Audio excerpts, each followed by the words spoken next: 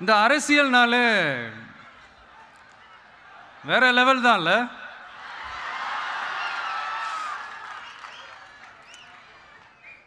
ஏன்னா இந்த அரசியலில் மட்டும்தான் வித்தியாசமான ஒன்று நம்ம பார்க்கலாம். யார் யாரை எப்போ எதிர்ப்பாங்கன்னே நமக்கு தெரியாது. யார் யாரை எப்போ ஆதரிப்பாங்கன்னே நமக்கு தெரியாது. அதை கணிக்கவே முடியாது. அதனால தான் இந்த அரசியலில் மட்டும் முன்னாடியெல்லாம் சொல்லி நம்ம கேள்விப்பட்டிருப்போம், நிரந்தர நண்பனும் நிரந்தர எதிரியும் இல்லைன்னு சொல்லுவாங்க. அரசியலுக்கு யார் வேணாலும் வரலாம், அது ஒரு ஜனநாயக உரிமைன்னு சொல்லுவாங்க. ஆனால் மக்களுக்கு ரொம்ப ரொம்ப பிடிச்சி போன ஒருத்தன் அரசியலுக்கு வரான்னா அதை கண்டிப்பாக நல்லவங்க எல்லாம் வரவேற்பாங்க. ஆனால் ஒரு சில இந்த அதிகார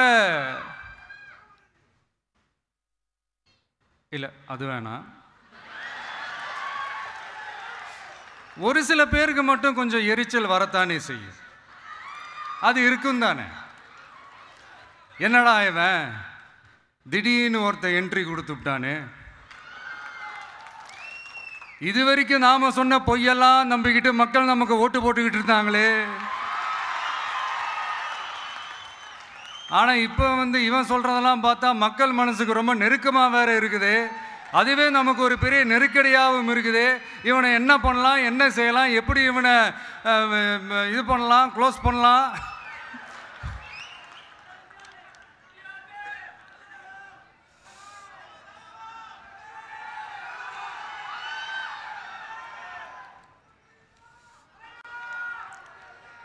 எப்படி இவனை க்ளோஸ் பண்ணலாம், ஒரு கன்ஃபியூஷன் ஒன்று வரும்.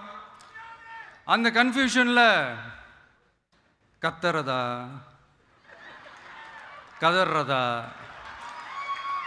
என்ன பண்ணுறதுன்னு தெரியாமல் வர்றவன் போகிறவன்லாம் கட்சி ஆரம்பிக்கிறான்னு சொல்லி இப்படி ஏதாவது பேச ஆரம்பிப்பாங்க. இப்போ நம்ம ஆட்சியில் இருக்கிறவங்க நமக்கு எதிராக பேசுகிறாங்க இல்லையா, அந்த மாதிரி. இப்படிப்பட்ட ஒரு அரசியல் காலத்தில் கொஞ்சம் கூட ஒரு பயம் இல்லாமல், ஒரு பதட்டம் இல்லாமல், வர்ற எதிர்ப்புகள் எல்லாத்தையும் சும்மா லெஃப்ட் ஹேண்டில் டீல் பண்ணிக்கிட்டு